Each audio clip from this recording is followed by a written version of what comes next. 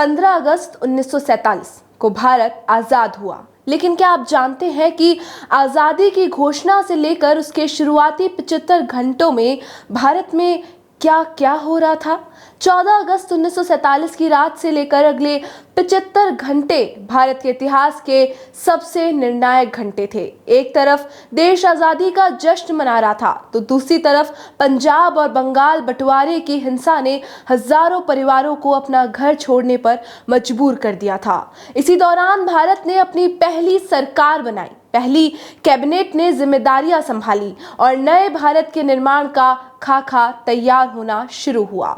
लेकिन सवाल है, 14 अगस्त की रात से लेकर आजादी के शुरुआती घंटों में आखिर भारत में क्या क्या हुआ, कौन कौन से फैसले लिए गए और आजादी के जश्न के पीछे छिपी वो कौन सी तस्वीर थी जिसे इतिहास अक्सर पीछे छोड़ देता है। देखिए जागो इंडिया जागो की सीरीज जागो भारत में सत्ता हस्तांतरण और ट्रस्टी विद डेस्टिनी।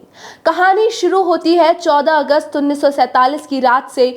ब्रिटिश संसद ने इंडियन इंडिपेंडेंस एक्ट 1947 को 18 जुलाई को मंजूरी दी थी और इसी कानून के तहत 15 अगस्त से भारत और पाकिस्तान दो स्वतंत्र डोमिनियन बनने वाले थे। 14 अगस्त की रात संविधान सभा की ऐतिहासिक बैठक हुई और जैसे ही आधी रात करीब आई, जवाहरलाल नेहरू ने वो भाषण दिया जिसे दुनिया आज ट्रस्टी विद डेस्टिनी यानी नियति से साक्षात्कार के नाम से जानती है। ये भाषण 14 और 15 अगस्त की मध्य रात्रि को संविधान सभा में दिया गया था। नेहरू ने कहा कि जब दुनिया सो रही होगी तब भारत जीवन और स्वतंत्रता के लिए जागेगा और आधी रात के साथ भारत ने ब्रिटिश शासन से आजादी हासिल कर ली। आजाद भारत की पहली सरकार। आजादी मिल गई थी, लेकिन अब सबसे बड़ी चुनौती थी इस नए देश को चलाना। 15 अगस्त 1947 से जवाहरलाल नेहरू के नेतृत्व में आजाद भारत की पहली केंद्रीय कैबिनेट ने काम शुरू किया। इस पहली कैबिनेट में नेहरू समेत 14 मंत्री थे और इसमें सबसे खास बात थी, इसमें अलग अलग राजनीतिक और सामाजिक पृष्ठभूमि के नेताओं को जगह दी गई थी। सरदार वल्लभ भाई पटेल को गृह, सूचना एवं प्रसारण और राज्यों की जिम्मेदारी मिली। डॉक्टर राजेंद्र प्रसाद को खाद्य और कृषि मंत्रालय मिला।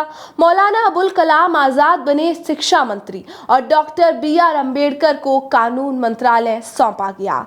RK शर्मुखम चेट्टी को वित्त मंत्रालय मिला और राजकुमारी अमृत कौर बनी स्वतंत्र भारत की पहली महिला कैबिनेट मंत्री, जिन्हें स्वास्थ्य मंत्रालय की जिम्मेदारी दी गई। यानी जिस वक्त देश आजाद हुआ उसी वक्त नई सरकार ने गृह, शिक्षा, कानून, वित्त, स्वास्थ्य, रक्षा, संचार और कृषि जैसे अहम क्षेत्रों की जिम्मेदारियां संभाल ली थी। पहली कैबिनेट में कौन कौन?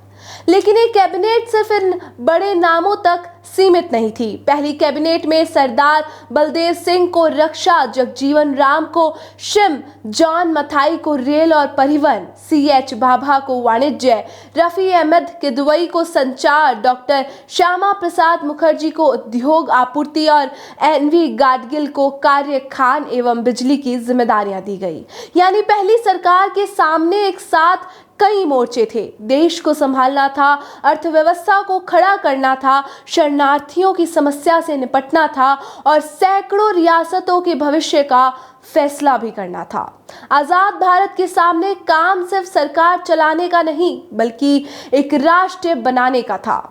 और इसी वजह से नेहरू का ट्रस्टी विद डेस्टिनी सिर्फ आजादी का भाषण नहीं था, उसमें नए भारत की दिशा का संकेत भी था। नेहरू ने आजादी को एक शुरुआत बताया और भारत को गरीबी, अज्ञानता और बीमारी से बाहर निकलने तथा लोगों के जीवन को बेहतर बनाने की जिम्मेदारी पर जोर दिया। यानी आजादी सिर्फ अंग्रेजों से मुक्त नहीं थी, आजादी का अगला पड़ाव था एक ऐसा भारत बनाना जहां लोगों को बेहतर जीवन, अवसर और विकास मिल सके। लेकिन सीमाओं पर क्या हो रहा था? लेकिन दिल्ली की तस्वीर से ठीक उलट पंजाब और बंगाल में हालात बेहद तनावपूर्ण थे। बंटवारे के बाद लाखों लोग अपना घर छोड़कर भारत या पाकिस्तान की तरफ जा रहे थे। ट्रेनें शरणार्थियों से भर रही थी। लोग अपने साथ जितना सामान उठा सकते थे उतना लेकर निकल रहे थे। और सबसे बड़ी बात, 15 अगस्त को कई लोगों को ये तक नहीं पता था कि उनका गांव या उनका शहर किस देश में जाएगा, क्योंकि भारत पाकिस्तान की सीमा यानी रेड क्लाइफ लाइन आजादी के दिन सार्वजनिक नहीं हुई थी। पंजाब और बंगाल की सीमा आयोगों की रिपोर्ट 17 अगस्त 1947 को प्रकाशित की गई, यानी भारत आजाद हो चुका था, लेकिन सीमा की आधिकारिक तस्वीर लोगों के सामने 2 दिन बाद आई और इस सीमा ने करोड़ों लोगों की जिंदगियां बदल दी। और अब बात उस जगह की जो हर स्वतंत्रता दिवस की पहचान है, लाल किला। आज प्रधानमंत्री 15 अगस्त को लाल किले की प्राचीर से तिरंगा फहराते हैं, लेकिन एक दिलचस्प ऐतिहासिक तथ्य ये है कि लाल किले की प्राचीर पर जवाहरलाल नेहरू ने पहली बार 16 अगस्त 1947 को तिरंगा फहराया था। यानी आजादी के पहले दिन की पूरी तस्वीर आज की परंपरा से थोड़ी अलग थी। इसके बाद लाल किला हर स्वतंत्रता दिवस पर देश की आजादी और लोकतांत्रिक परंपरा का सबसे बड़ा प्रतीक बन गया। 75 घंटे हमें क्या बताते हैं? तो 14 अगस्त की रात से शुरू हुई ये कहानी सिर्फ एक देश के आजाद होने की कहानी नहीं थी। ये कहानी थी सत्ता हस्तांतरण की, पहली सरकार के गठन की, नए भारत के सपने की, बंटवारे के कारण हुए विस्थापन की और उन लाखों लोगों की जिन्होंने आजादी के साथ साथ अपने घर और पुरानी जिंदगी भी पीछे छोड़ दी थी। एक तरफ संविधान सभा में गूंज रहा था ट्रस्ट विद डेस्टिनी और दूसरी तरफ सीमाओं के दोनों ओर लोग अपनी नई जिंदगी की तलाश में निकल रहे थे। यही विरोधाभास 1947 सिर्फ आजादी का साल नहीं है, बल्कि भारत के इतिहास का सबसे निर्णायक मोड़ बनाता है। तो ये थी कहानी आजादी के उन शुरुआती घंटों की, जब भारत ने एक तरफ स्वतंत्रता का स्वागत किया और दूसरी तरफ विभाजन की सबसे बड़ी मानवीय त्रासदी का सामना किया। 14 अगस्त की आधी रात को नेहरू का ट्रस्टी विद डेस्टिनी, 15 अगस्त को पहली केंद्रीय कैबिनेट की शुरुआत और 17 अगस्त को सामने आई नई सीमा रेखा।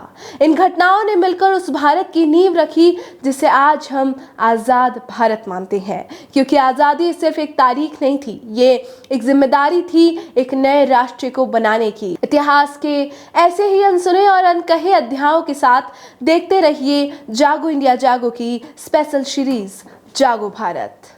जय हिंद।